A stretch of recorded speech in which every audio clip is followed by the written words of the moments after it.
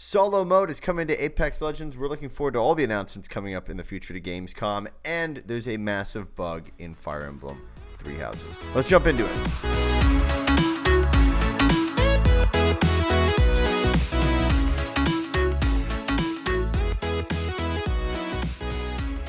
What is up, guys? Welcome to Diggity Podcast, a video game podcast, episode number 93. I'm Jeff James, as always with me, the incredible, unobtainable ruler of Maine.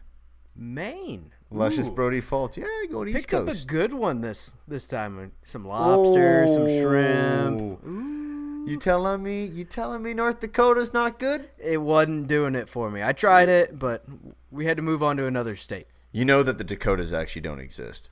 That's right. They're a figment of your imagination, just like Australia. Exactly. Guys, if you want to follow us on Instagram and Twitter, hit us up at Diggity Podcast. Subscribe to us on YouTube. Look for Diggity, little green icon with the joystick, Diggity. Subscribe to our podcast if you haven't already. If you're listening to the audio version, hit that follow, that subscribe, or the plus button, whether you're on Apple Podcasts, Google Podcasts, or Spotify. I have no idea which one is the correct button, but everyone's got a different button. If you're watching the video version of this podcast, hit the subscribe button. Also, if you like this podcast already, 10 seconds in, hit the like button. Go for it, and then let us disappoint you. With that, what did you play? I had to change the font. I had to change the color.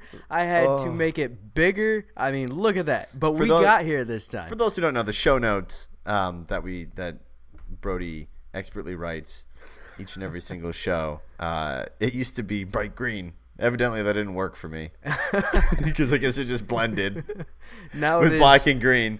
Now it is a large. It's yellow font with a very vibrant purple highlight on it. Yes. But yes, I have been playing, surprise, surprise, a shitload of Fire Emblem. And the other two games that I kind of got into, I started playing Ghost Recon Wildlands again. Yeah, you're telling me about that. Yeah, which was, I don't know why I did, but I did. And I'm glad I did because I thought I was further in that game than I am. And clearly I must have put it down much quicker than I thought. But it's fun. It's a good game. And then I actually just purchased Blaze Blue Cross Battle on Nintendo Switch, which is a fighting game, and I don't normally get into fighting games, but I remember playing the demo for this and basically just waited for a sale, and there was a sale going on for like $15, so I was like, why not? I'll pick it up, and it's good. I've only played a little bit of it because I just downloaded it last night, but so far, I actually like it, which is weird because normally I don't like, your standard fighting games. But it's good. Good stuff. How about you? What'd you play? Sweet. I ripped a little bit more Crash Bandicoot on the Switch, and I played a lot of Overwatch. I've been trying to get my competitive score up. You don't even play Overwatch. What are you talking about? Yeah, right. I played a lot of Overwatch, dude. This weekend was awesome. And I mean this weekend, I mean literally Saturday night and Sunday night and not last night. I could not because of internet, which was great. That was wonderful. Good old internet problems. Those are always the best. That was the best. So, okay, you going to be on tonight? Yeah. Where are you? Well, my internet's out. Yeah. So it's like being detached from the world whenever the internet's gone, right? I mean, you got your phone, but other than that, everything is always connected to the internet, and it is absolutely terrible when you don't have Wi-Fi or anything. Yeah, which is a really bad third world problem, but damn it, I like my Wi-Fi. My Wi-Fi. Well, I turn my Xbox on, and then it just, like when it doesn't have internet, it just all the squares are like empty, and I looked at it, I'm like, oh boy. I haven't seen this in a while. Oh, boy. But anyways, yeah, Overwatch, Crash Bandicoot, a little bit more of Dr. Mario. For some reason, I keep picking it up. Keep coming back. Why. Nintendo, you know what you're doing. But yeah, that's me, basically, for games. Nice. Yeah. All right. Do you want to hit us up with upcoming games? Yes, I do. So August is a pretty bare month, at least until the end of it. So August 7th, you can get Run, Roll, Rumble for PC. On August 8th, you can get Necro Barista for PC. On August 9th, you can get Sword Art Online Fatal Bullet Complete Edition for the Nintendo Switch. And August 13th, you can get Friday the 13th, the Game Ultimate Slasher Edition for the Nintendo Switch. XL Unlimited. Man. But why long titles? Also, yeah, August, not a good month in video game land. It's not great. I was actually going through last night. I meant to send you the list that I came up with, but the list for the rest of the year of games that I'm looking forward to or games that I'm planning on picking up type of thing. And it's a long list. My wallet is crying already, but August was not one of those months that really had much in it. I think there was one game that I'm kind of looking forward to at the end of the month, Astral Chain. But other than that, nah. September, on the other hand, is absolutely batshit crazy. Yeah. There's so much coming out in September. Red Dead came out in September, right? I thought it was November. I was thinking November? Red Dead was November, yeah. Man. We're going to have a lot of stuff. I love the wintertime, dude, for video games. Oh, it's so good. The summer is very dull. It's a lot of scrounging around. Because this is the first summer we've been doing this, right? I mean, other than we started last August. So I just meant playing them, too. Well, yeah. I think summer's overrated. Yeah. Highly overrated. You can get locked up inside and just play games. It's great. But yeah, as far as like news and everything goes, too, the summer is very, very dull for video games, for sure. Favorite season? Go. I like fall. Same. Because it's not too cold. Ever, it's October. not too hot, and it's just. I mean, the leaves start changing colors depending on where you live. Probably not in Australia, because that doesn't exist. No, but yeah, people are gonna think we're flat earthers. Oh shit. No, fall's my favorite season. With spring probably in a close second, except for it's awfully rainy and muddy and just kind of overall gloomy sometimes. But perfect month is October. Yes. You can wake up in the morning and you want to go for like a walk somewhere or something, or go to the gym. You got to wear like a little coat, a brisk coat going there. Not a little one. Not a little one. That windbreaker coat. The wind waker. Yeah. I mean, you might have a wind waker coat. You might have a little coat too. That's true. That doesn't fit you. But yeah, you wear the coat, you get going. Like you said, it's the perfect temperature, and then you come home and you're like, nah, I don't need to go outside right now. It's fucking cold. I'm gonna play some video games. Some video games. Speaking of video games, hit me with this next awesome piece that we are bringing back finally. Hell yeah, we're bringing it back. It's only been dead for probably like 80 days. It's been dead for a while. Yeah. We're bringing Indie Radar back. We did this segment a little while ago, a couple months ago, really, and we were doing Indie Radar like every week. We decided we're going to do it at the start of every single month, in the first week of the month, first Wednesday of the month. And that's just how we're going to do it. We think a little bit better selection of indie titles that way, and we can kind of pick through stuff better. We chose some good ones, though, man. I'm going to give myself a pat on the back. We both chose Skatebird before it made Kind of Funny's thing or whatever it was. I saw that was kind of getting big over the last couple of weeks. That came out of nowhere. Yep. Just gonna say. You heard it here first.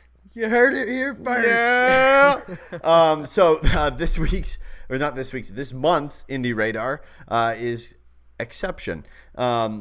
So here's the description for the game Exception. When an old woman's computer system is taken over by a virus bent on total annihilation, you assume control of an ordinary software program transformed into an elite combat machine. Retake the system and build your character into a formidable instrument of retribution. Exception is a combat platformer set inside a computer system, which has been hijacked by a totalitarian virus. A lone member of the system must step up to lead the resistance and battle against the brutal regime. Expertly combine razor-sharp reflexes with elaborate attacks to topple the virus and restore freedom. The developer of this game is Traxmaster Software. The publisher is also Traxmaster Software, which is pretty much how it goes for most indie titles. Right. And the platform that this is going to be on, or platforms, are PC, which is Steam currently, now in the Epic Game Store, PS4, Xbox One, and Nintendo Switch. And its release date is set for August 13th, 2019. So I think the goal is, too, for the Indie Radars is, before we were kind of showing games that didn't really have a date of release, and we think it's probably a better idea showing something that's probably going to come out that month. Yeah, and something that's coming out that month, that's probably going to help that developer a little bit more than, talking about a game that doesn't have a release date. It could be 8 months from then. Guys, if you want to check the trailer out for this, you can hit up our YouTube channel, Diggity, or look up Diggity Gaming, and you will see this month's Indie Radar go up. So hit it this up. This game looked crazy. I mean, absolutely crazy. It had neon lights, and the whole world flipped when you hit like certain little orbs to now go in a new direction in the world. I mean, it looks really, really cool. Really caught my eye. I will say something that was kind of weird was on their website while I was getting some of this info here. So it is coming to Steam on August 13th.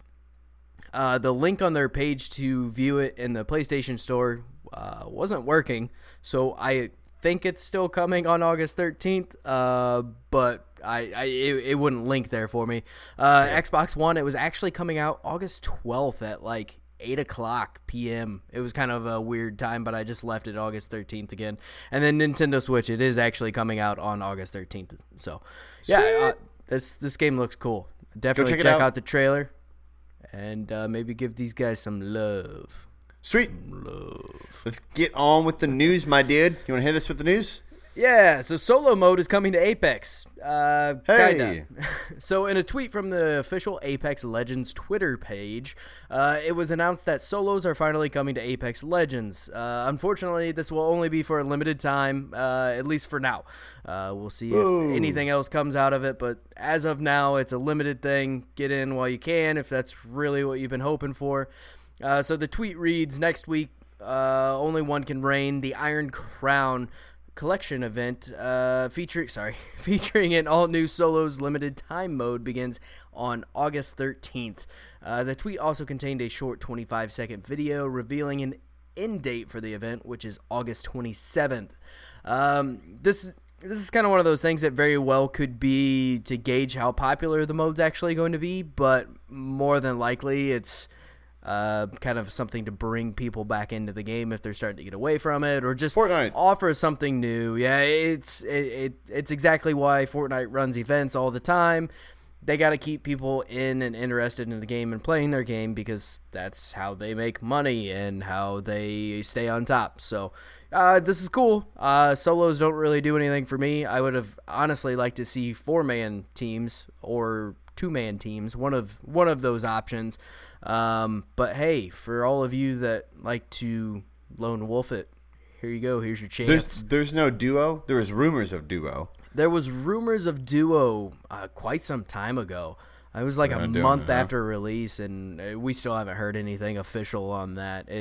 As of right now, they really like having the 3-man squads. They think it's the best way to balance it out. And I'd like to see at least a duo event, or something, or even a 4-man team. Half the time we don't end up playing it because we'll have 4 people in our party or something like that, So while our buddy Craig, because he hasn't been mentioned yet this episode, neither is Peggle. Until now. Well, now there it is. But our buddy Craig, he plays a lot of Apex, but usually, like I said, when we get in a group, we usually have 4 people, so it's just not something that's viable for us. But this is cool. Let's see how it plays. See what people have to say about it. Yeah, I think it'll bring a big boost to them. I imagine so. Cool. Rocket League is getting rid of crates later this year. Psyonix made the announcement through a blog post on the Rocket League website. The blog post stated, here at Psyonix and Epic Games as a whole, which is weird. If you forgot, Epic Games bought Psyonix. We are dedicated to creating the best possible experience for our players all over the world. In pursuit of that goal, later this year, we will remove all paid randomized crates from Rocket League, replacing them with a system that shows the exact items you're buying in advance. This is similar to changes implemented earlier this year by the Fortnite Save the World team. And Rocket Pass Premium, DLC cars, and esports shop items will continue to be offered for direct purchase alongside our new system. We'll share more information, including timelines and rollout specifics, in the coming months. I play a hell of a lot of Rocket League in the past, but you are the Rocket League aficionado. Do you like this or not? I'm okay with it. I usually would buy keys to open crates just kind of to throw some money towards the devs, but because they made a game that I bought for $20 and I have played the absolute hell out of it. So I have no problem buying, I don't know, $5 worth of crates a month or keys, a month or something like that. I don't buy much, but just a little bit as kind of, I guess, my appreciation for it. But I'm interested to see what this does to the whole trading community. I mean, it pretty much destroys it, right? But I'm interested to see what happens with the items that are already there and that people have already spent, crazy money to get. Are these items going to go up in price? Are they just going to completely drop off and not be worth anything? Like, I imagine they'd go up. That would be my first thought. But do you think it's just because it's to make it easier? Because here's the thing: if you're a new player coming into Rocket League, it is kind of confusing to figure out what the hell's going on, dude. Yeah. There's a lot. I mean, it really is. It's not, especially with this pass. Yeah. The pass is kind of interesting because it's a season pass essentially, right? But then you involve the crates into the normal game, and you're like, so can I open it? Because I feel like they got fucked over by the rest of the industry because they did the crate thing kind of first with the key. And not first, but they took it from like Call of Duties and other shit like that, right? And put it into it with the use of the key, and then games like Overwatch and others came in, and a crate is just you can just open it, right? And I feel like that psyche is just messed with people to the point where it's like it just confuses people that you need a key for something. Yeah, or you need to take it is pretty bizarre. Decryptors and then get a key and then open a crate. I think it is kind of one of those things that did start to seem out of place now that they added in the season pass, and it was one of those things where you got, kind of random items after you hit max level, and they were all painted or certified items, or I guess they were all painted items that came after you hit max level in the season pass. So you were getting some pretty cool stuff from that. You were getting items from all the events that they're having, which sounds like they're really going to lean into that pretty heavy. Start having all these big events like the summer event and start doing that more often. I mean, now they have a whole lot more money behind them. I mean, I imagine they're going to build an even making stronger community. Oh, which is great because they were already. I thought they did a great job. Yeah, I think they did too. I think you're right though. Having more capital is going to be great. Also, I don't know why this just struck my head right now, but Spider-Man is only $15.99 on PS4 digital download. Okay. And all you right. should go download that right now. I totally forgot to add it to the notes, but it came up out of nowhere. Literally struck my head. I'm like, huh. Wow. That was out of absolutely nowhere. It was. Yeah.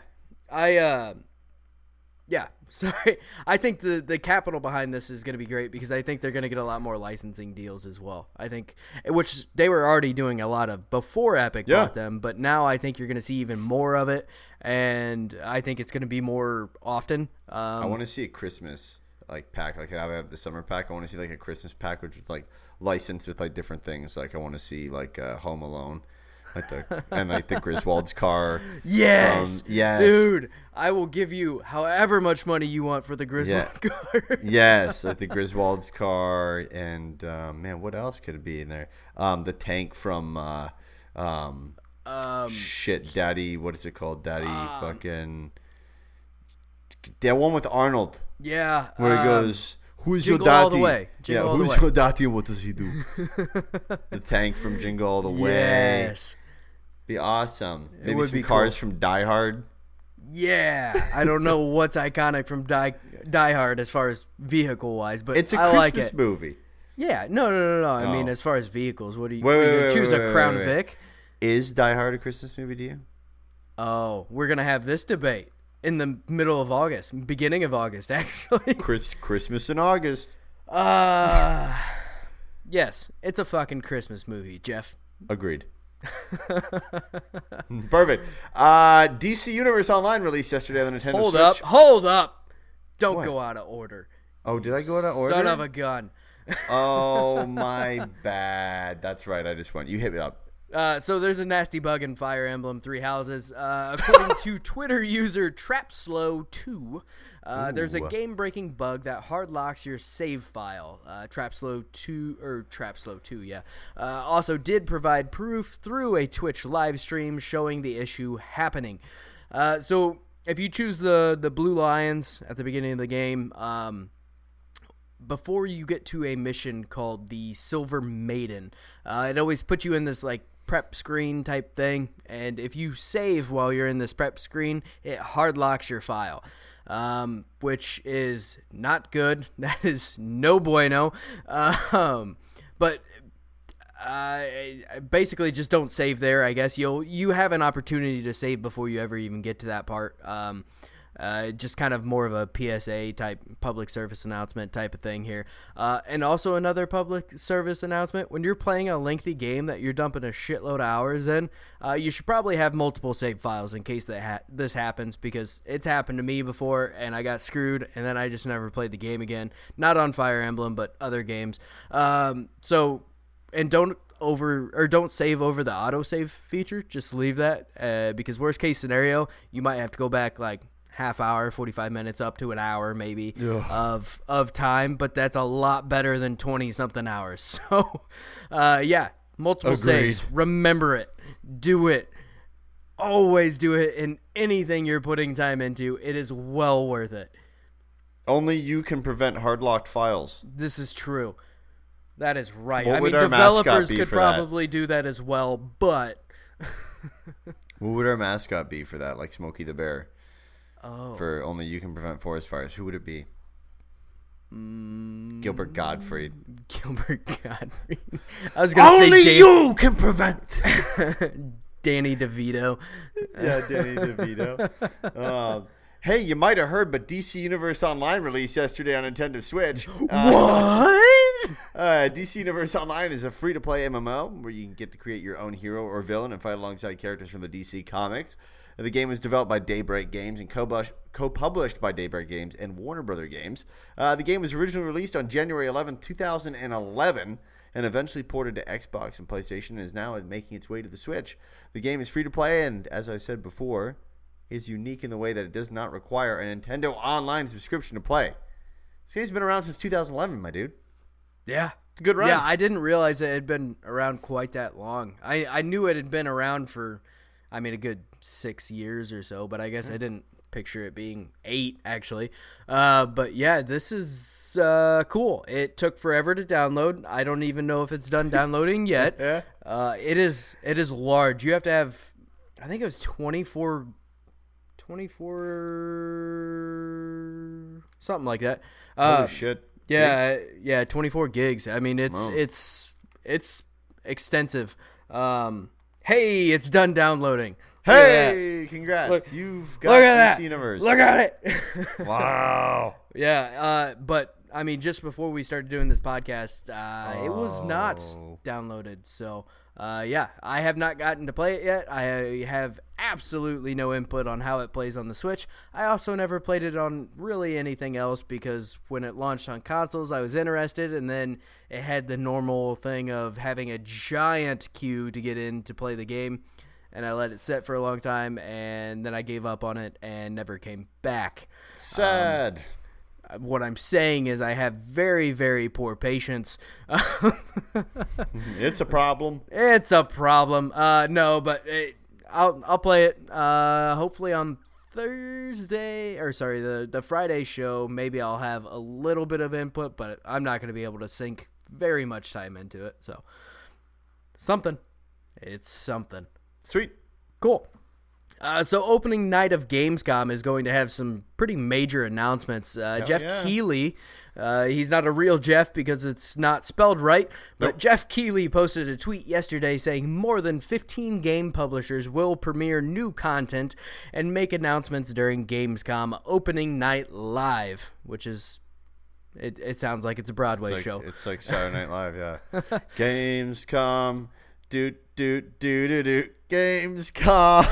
An exciting show is coming together for Monday, August 19th. I'm just going to skip over it. Hope you get to tune in and watch the stream. So the tweet also had an image with the list of developers that will be using that first night of Gamescom as a platform to promote new content. So you got 2K, Activision, Bandai Namco, Bungie, Capcom, EA, Epic Games, Google Stadia, Koch Media / Deep Silver, Private Division, Sega, Square Enix, Sony, THQ Nordic, Ubisoft, Xbox Game Studios, and more.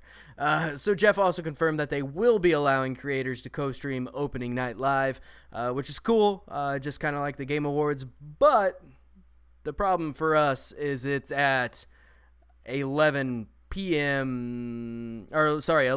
Pacific time, 2 p.m. Eastern, because I believe it's actually taking place in Germany. They that's where Gamescom is. Yeah, they specifically listed out the German time, which makes sense for it being opening night. Here it does not so much, and I have to work, so we're not going to be streaming it. We'll probably do a live reaction. I don't know for sure.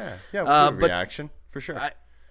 So yeah, August 19th at 11 a.m. Pacific time, 2 p.m. Eastern time, and some other time in Germany. Some other time in Germany. Some other time that makes sense for it being opening night. Also on this, we did announce that Death Stranding will be shown at this as well by Kojima Productions. Yeah, Kojima, so people are definitely looking forward to that. This is great. It is great to see that it is not just E3 getting some sort of like announcements or the only thing that's worth streaming. I really enjoy how we're actually getting numerous events throughout the calendar year to actually stream things and look at things, not just from our side as we produce content, but legitimately it's just nice having insight throughout the year rather than one time a year. Right. So yeah, you got Gamescom, you have the Game Awards, and then each of the developers, the big three kind of have their own things throughout the year. PlayStation also do their thing, right? Possibly, if they possibly, do it. yeah. I don't know what happened there. We haven't really seen it, but I think the way they're doing it is kind of nice, kind of like how Nintendo just slowly trickles that in smaller spurts. But yeah, this is cool, dude. Honestly, Jeff Keighley, between Gamescom and the Game Awards, I mean, he's really doing a lot for gaming as a whole. Yeah. Like, hats off to him for sure. Good stuff. He's a good Geoff. He's a good Geoff. Yep. He's awesome. The best Geoff I know. 2K is parting ways with Yuke's. Yuke's is a Japanese studio that has worked on many of the WWE games until now, and they've had almost 20 years experience with the license, most recently working on the WWE 2K series. In an interview with Video Games Chronicle, 2K said WWE 2K20 will be developed by Visual Concepts, who have worked with Yuke's on the development of the series since WWE 2K14. As we continue to invest in the WWE 2K franchise, we've seen the Visual Concepts team display incredible passion, talent, and commitment to the future of the series. We thank Yuke's for the years of partnership and are excited to see what the series can bring. What the Visual Concepts team brings to the franchise moving forward. Good Lord, there's a lot of text. That was close. This news comes after Yuke's had said that they plan to establish a new development team to create a rival wrestling game to create internal competition for WWE. From the way it sounds, Yuke's was not happy with some of the things that 2K made them do and wanted to have more creative control, pushing the WWE 2K series to become better and improve in quality. Did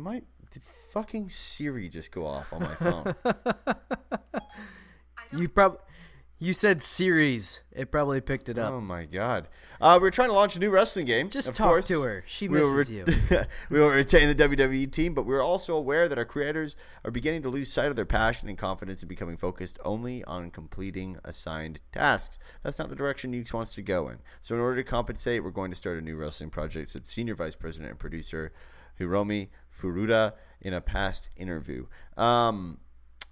So here's my gripe with WWE games. Generally, they're just all right.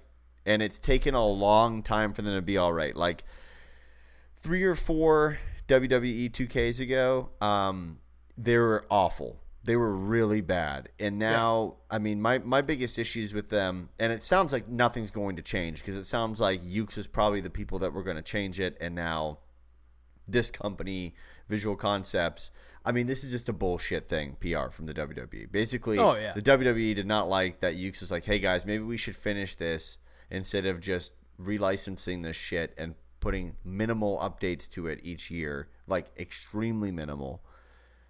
And they wanted to do bigger and bolder things, and instead now they want Visual Concepts to do it because Visual Concepts will just fucking follow WWE.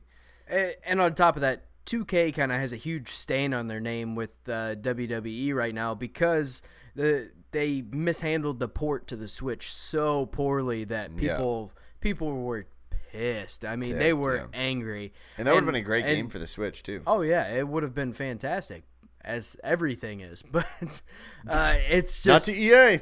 Not to EA. But, yeah, it's one of those things that it kind of got mishandled, and it's like they're trying to pass the blame and back and forth. And honestly, I'd kind of like to see Ukes make a wrestling game and make it better than what WWE 2K is. Here's the thing. They could go and do really a bunch of... play the wrestling games. They could do a bunch of stuff with retro wrestlers because their licensing rights wouldn't be owned by the WWE still. That's right. And there's other markets that you can get into. I mean, but obviously WWE is your biggest license as far as professional wrestling goes. There are other ones, but they're kind of. I mean, we had what was that Japanese wrestling game that came out? Well, it was Fire or something. Fire or something or another. I don't know what you're talking about. Oh, well, it came out, and it was a thing. But, yeah, I mean, this is... It sounds like it was pretty mutual to leave, but Ukes wasn't quite ready yet. But, yeah, I don't know. I assume if you've worked with the WWE license for 20 years... You kind of specialize in wrestling games, so I don't know. Maybe EA will pick them up and have them, work on the UFC series or something like that. Who knows? Well, EA's got the UFC. That's what I just said. Oh, sorry. you broke up right when you said EA. My bad. Oh, yeah.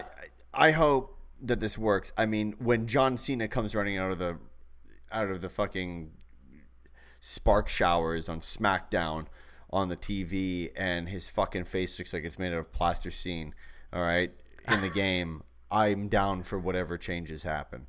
I mean, I'm cool with it. When all of your characters' faces look like they're wearing a fucking mask of their face,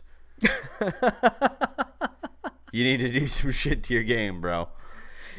Did you see the mods, or not the mods, but the characters that people made where they look like Nintendo characters, and they got like Pikachu that runs out and Donkey Kong and Mario, and they're like, man, the new Smash Bros looks weird. Yeah, that's so funny. All right, before you read the title for this one, first off, none of us on this podcast, meaning 2 of us. Don't say none of us. There's a team. It's 2 of us. Neither. We don't give a shit about politics. No. This has nothing to fucking do about politics. I don't give a fuck who you like as president or who you don't. I don't really give a shit what's going on with who's going to be president and who's not going to be president. This just has to do with our feelings on this shit and what happened. Right. And I was going to preface that as well, or preface this before we got into it as well. But I wasn't just going to go into this topic without saying something. We do not give a shit who you support. We couldn't care less. No. I made a post about this the other day on Instagram, and the very first sentence of that was, "We are not a political podcast, but this does concern our medium," right? So the ESA has refuted yet again that video games are not to blame for mass shootings. Or are to blame for mass shootings, given the fact that they refuted it. So, in the aftermath of 2 mass shootings over the weekend, a very, very horrible thing that happened. Disgusting. It's awful. Yeah, absolutely terrible. President Trump set out to pin at least partial blame on the video game industry and basically glorifying games that are violent. So his quote says, "We must stop the glorification of violence in our society. This includes the gruesome and grisly video games that are now commonplace." So Trump said this in his official addressment of the horrific events that took place over the weekend. So this is far from the first time that politicians specifically, or just people in general, have kind of come after video games as being something to blame, even though they don't deserve the blame, obviously. And we don't feel that. So the ESA, or the Electronic Software Association, an organization that represents many game publishers and developers, has yet again gone up against these claims. Their statement reads as we shared it at the White House video game meeting in March 2018.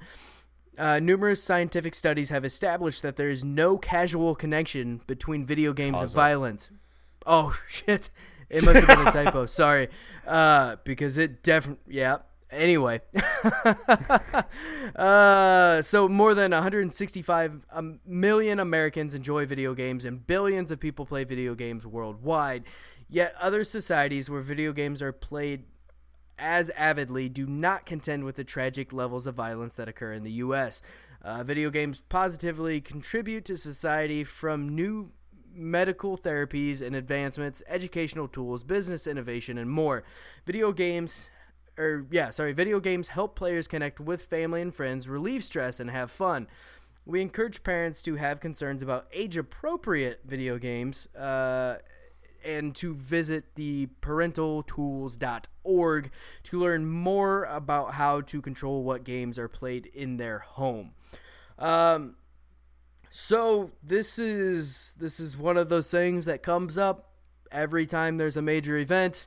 Everyone is looking for someone to blame, whether you be whatever political party is looking to blame somebody. It doesn't matter. There's always some sort of scapegoat that has to come into the mix. And video games, dude, it's politics. All they want to do is fucking point fingers. So yeah, that's what I'm saying. It's bullshit.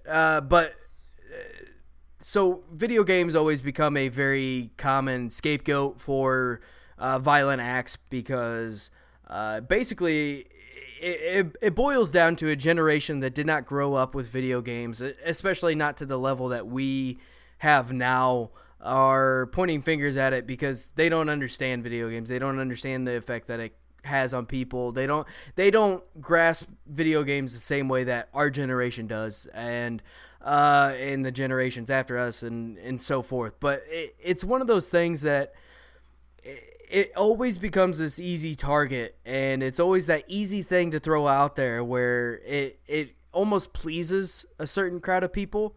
They hear that and they're like, fuck yeah, those video games are terrible. You got to get those off the shelf. Fuck yeah, that Mario, buddy. Yeah, that Mario, he's an evil bastard. But it's one of those things that pisses me off just because this is the medium that we chose to cover. This is the medium that we wanted to do. This is the medium that we are passionate about. And for that to be attacked... Yeah, and, for Jeff's... He worked in it. And it's one of those things that you almost kind of feel personally attacked in a way, because it's like, I grew up playing video games to an extent. I've played video games. I played violent video games. I mean, hell, I was just talking about playing Wildlands. And to say that is what causes mass shootings when you're talking about millions upon millions upon millions of people that play video games all the time is just absolutely ridiculous and off basis.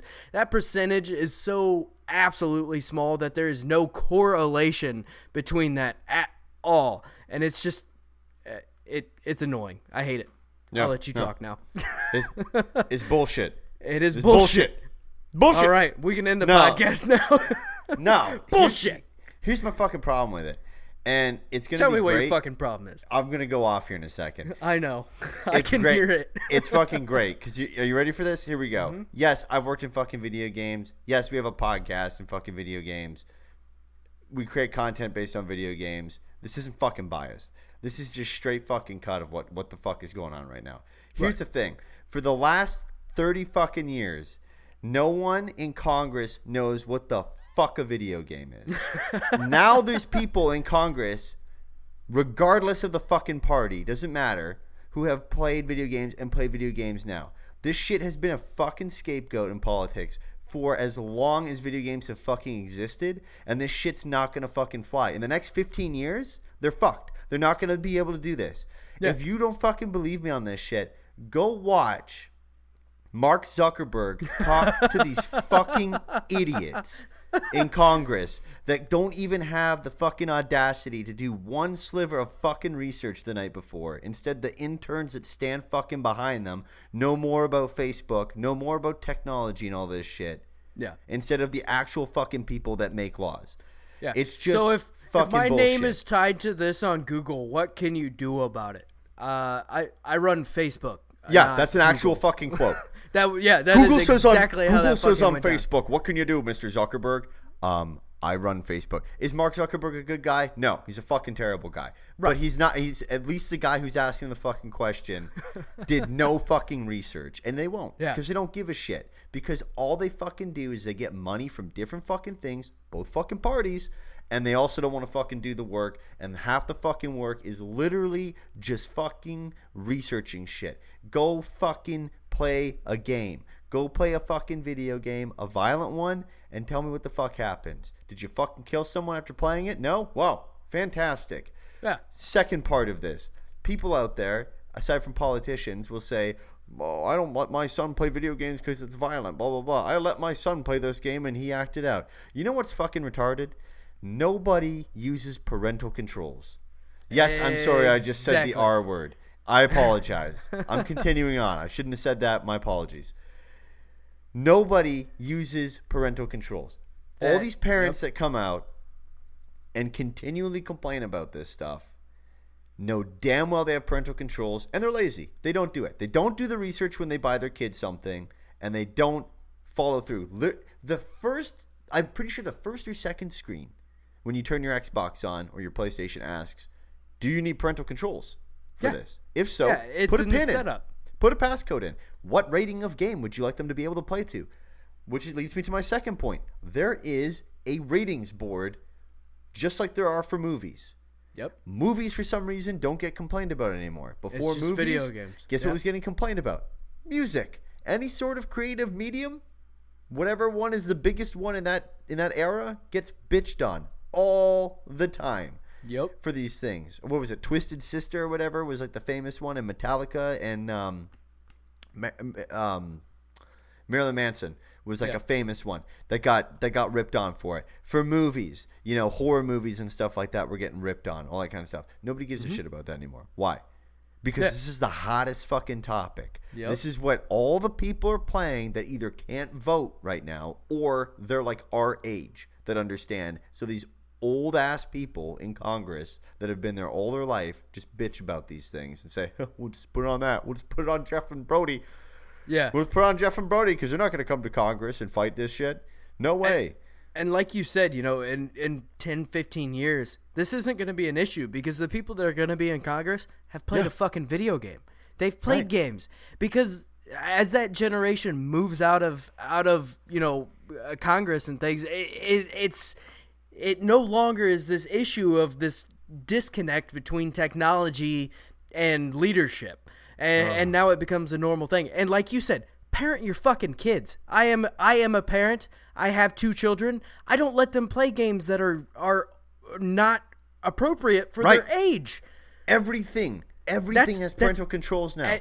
And people will argue also that that's dumb, like, oh, you shouldn't do that. No, that is absolutely wrong. There's a rating system for a reason. Parent your children. Make sure they aren't playing games that are not appropriate for, like, my kid. My oldest is 7 years old. I'm not letting him play GTA. You know what he plays? Plants vs. Zombies.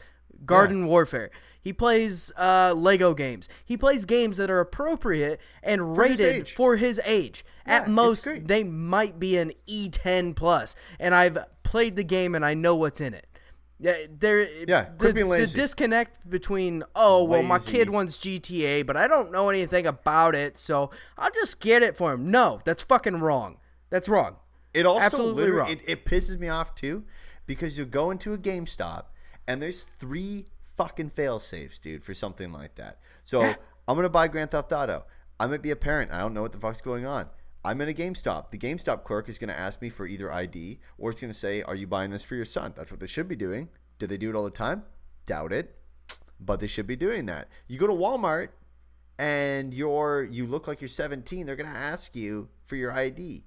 Yeah. To buy that game. They ask you for that game for your ID for that game. Then you come home. Your Xbox, even if you happen to get this game, even if little Billy happened to get this from his friend Thomas's bigger brother, right? That's in college or whatever, and they take Grand Theft Auto from the cabinet and they try to put it in the Xbox. Guess what? There could be a parental lock on that, but you're lazy as fuck and you don't do it.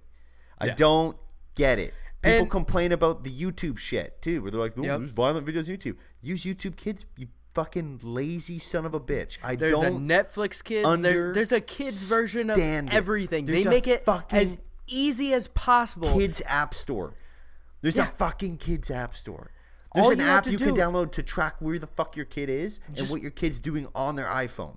Just put a little effort into it. It is not hard. Oh my God. God. Like, the second part of this almost sounds like we're justifying, the argument of video games. Just because your little kid plays a game that's violent doesn't mean they're going to become violent. That's not at all what we're saying. But we are saying that parental controls are important because they're there for a reason. They're there so your kid is not exposed to these things before they're mentally okay to deal with it.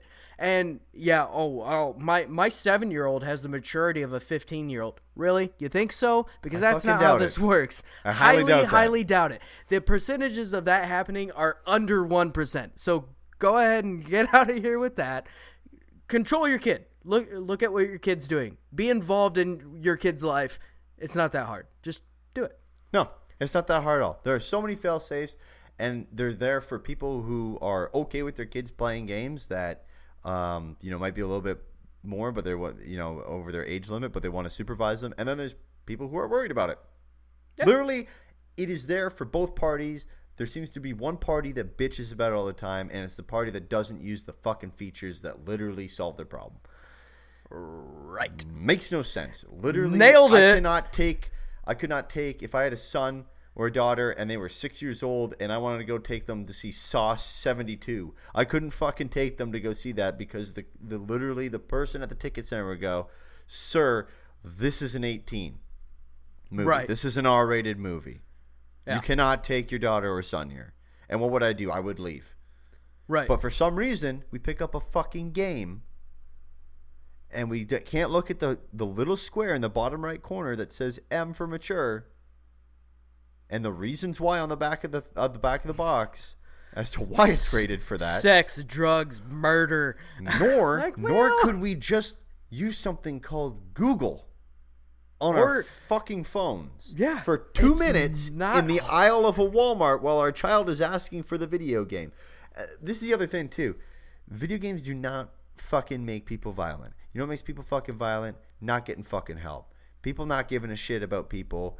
That's right. People have mental fucking health problems. People are desperate, reaching out for shit, or upset at life, or in a hard place in fucking life. They have nothing else to live for. They either commit suicide or they want to harm other fucking people. Reach the fuck out to people. I don't understand it, and I'm not saying that Canada does this better where people reach out to people. But for some fucking reason, honestly, this country has a fucking problem where mental health is just a massive fucking stigma. And people will bitch and complain about somebody for being weird. We'll make fun of them. We'll do a bunch of things, and we'll never fucking stand up and actually do the right fucking thing, which is either call the authorities. If you see something, say something, right? That's dangerous. Or they just never seek out to help somebody. Yep. It's fucked up. Not saying that everybody doesn't do that. There are lots of great people in this country. There are lots of great people in this world. But there seems to be a real fucking problem with mental health in America and people not giving a fuck about it. Yeah, like people you said, just it think, becomes this is my own life. It doesn't make. I mean, it doesn't make sense. Like this person who, and I mean, there's a million other reasons for this, and this is the problem, right? Is there's not one fucking problem with what happened on what was it, Saturday or whatever, that these two things took place technically, or Saturday, I guess Sunday, because one took place in like 1 a.m. There's not one concise issue that points to why this happened. There's a multitude of fucking things. I was wondering where you were going to go with that, because you said there's not one problem with it. It's just a big problem. It was a really bad cliffhanger. It was a cliffhanger. It was a real bad Ooh, one. sorry. But look, I was like looking at you trying to figure out where you were going, but sorry. Anyway. There are numerous reasons as to why these things happen, and numerous things that could be done so that these things never happen again, or are mitigated at the very least to a large amount, because there's a fucking problem. There's none of these awful occurrences or something like you said that happen because of one specific issue. There's usually multiple underlying problems that end up leading to this being something that happens. Yep. And like I said, we're not gonna get into the political aspect of it. You know, No. we don't. That's not our place, and that's not what we do. No. But to try to pin it on video games is just stupid. It's absolutely stupid. To pin it on any one thing is stupid. Oh yeah, and I don't know if it's just because it's such an easy scapegoat that people, the older generations, eat it up or what, but it's ignorant. It's completely ignorant. You clearly know nothing about it. Yeah. Nobody wants to do anything about it. So it's just like right now where, I mean, we talked about it before, where people aren't fucking thinking. Someone just goes and says some blue sky idea and has no fucking plan for it. Both sides. Yeah. Any politician. Right. And if anyone's getting vibes of this stuff from this podcast up to this point where they're like, well, they haven't talked about guns. Are they about guns? Here's the fun fact. Completely unbiased about it. I own 0 fucking guns. Brody owns guns. Yep. Same fucking idea that it is numerous issues. Right. From all over the place. Not a fucking problem here. Yep. Not defending guns, not... We didn't go either way on that. And no. Because that's not what we're here to do. We're here to discuss the one thing that actually does affect what we do here, and so and that's the thing. Like, so many people want to wrap all of political issues into one thing, and that's not the case. You can fight one battle at a time. You don't have to fight all of them at one go. You're not going to win a war that way. That's not how this works. If you want something done, go after one specific thing that you are passionate about, and then move on. And for us, this is what grabs our attention. This is the one thing that is an issue, and it's something that creates a bad stigma, and it creates that terrible look that, you know, some people view gamers as having. Like, oh, you just sit around and shoot people all the time. No, I'm playing a game. I'm relaxing. It's no different than you watching fucking the next Liam Neeson movie. Like, who the fuck cares? It's the same goddamn thing. That came from the heart. No, look, here's my thing too. I find it a fucking joke that they're going to blame it on this, because what are you going to do? Are you going to restrict something that is $150 billion global industry? Absolutely yeah, fucking right. Not. Yeah, fucking right. You're going to restrict something like that. Something that provides incredible amounts of tax dollars. There is not a single country out there that would actually go after the video game industry, because it makes too much money. It's just like the fucking oil industry. No one's going to fucking go after it deep. They're going to fucking blame it. They're going to do a bunch of shit. No one's going to fucking do anything about it because it makes a shit ton of money right now. Yeah. Absolutely. So you're just blaming shit, and that's the most sickening, disgusting part to me in all of this is just complete scapegoat, complete diversion, and the diversion is not from guns because people are lobbying and shit like that. It's not from mental health and other shit. It's literally because people don't want to do shit. People do not want to fucking sit down and go, guys, there's 10 or 15 issues here that we have to go through.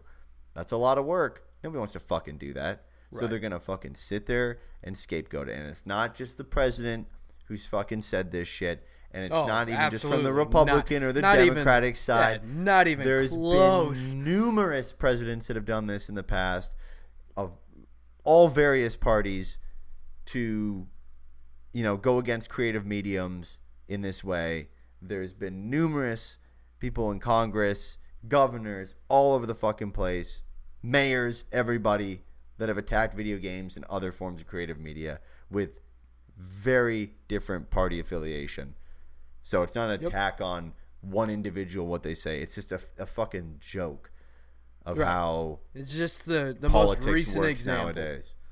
Like my thing is all the time is try pulling that shit at work. Oh yeah, absolutely. You'd be fucking fired in a second. Yep. You have an issue that from the outside surface anyone could tell you is numerous issues, and you just say that it's just this one. What are you gonna do about it? And it's one Nothing. that isn't even an actual cause. Yeah. What are you gonna do about it? Even better. Nothing. And has been scientifically proven to not be a cause. Right. Well, okay. Perfect. So yeah, probably next year, I'm sure we'll get to cover this again at some point because every time something, dude, yeah. Well, it's going to happen again. I was just saying, I mean, from this magnitude of it, I guess, because, every single time something like this happened, it gets brought up. So, yeah, I'm sure we'll be talking about it again sometime. We'll probably do the same thing. I'll probably get angry and sweat again. It's great. I love it. Yeah. I'll call people lazy as fuck until they actually do something about it. That's fucking right. Because that's how you get lazy people to do stuff. I mean, it's absurd. PSA, straight up, if you see something messed up or not right, say something to some authority. Whether honestly, not a lot of people know this. You can just call the FBI. You can call them straight up. There's a FBI tip line. Call them. Go for it. Further than that, if you see someone in distress and someone's upset, whether they're depressed or whatever, or they're violent, just say hi to them. Like, just try to be a good human being and reach out or let somebody know that can reach out to them. Like, that's right. Fucking take care of each other. All Americans. And secondly, the second PSA is parent your fucking kids. That's all I got. Yeah, there we go. Guys, if you enjoyed this podcast and you want to support us, head on over to patreon.com/diggitypodcast. We'd love for you to become a patron. And another way you can support us is heading on over to audibletrial.com/diggity, where you can get a free audiobook download and 30-day free trial. That again is audibletrial.com/diggity. Get access to a ton of audiobook titles to choose from for your iPhone, your Android, your Kindle, or your MP3 player. Join the largest audiobook website, platform, application, wherever you're using it. audibletrial.com/diggity. Follow us on Twitter and Instagram at Diggity Podcast. Subscribe to us on YouTube. Look for Diggity Gaming. Look for the green logo with the black joystick icon. And if you haven't already, it's the end of the podcast and you haven't hit the follow button on Spotify, the plus button on Google Podcasts, or the subscribe button on Apple Podcasts, hit it up or wherever you're listening to so that you can be notified when a new episode goes up next time for this podcast. You can find me on Xbox. My gamer tag is Maple Jeff. You can find me on Xbox as well. My gamer tag is Luscious Brody, and on PlayStation, Wolverine's cousin. Hell yeah. Guys, leave us a review. It helps us out a ton. The way the podcast kind of work is when you leave a review, it lets the podcast directory show us a little bit more. And also, what comes of your review is all important feedback that we need each and every single week to make the show better.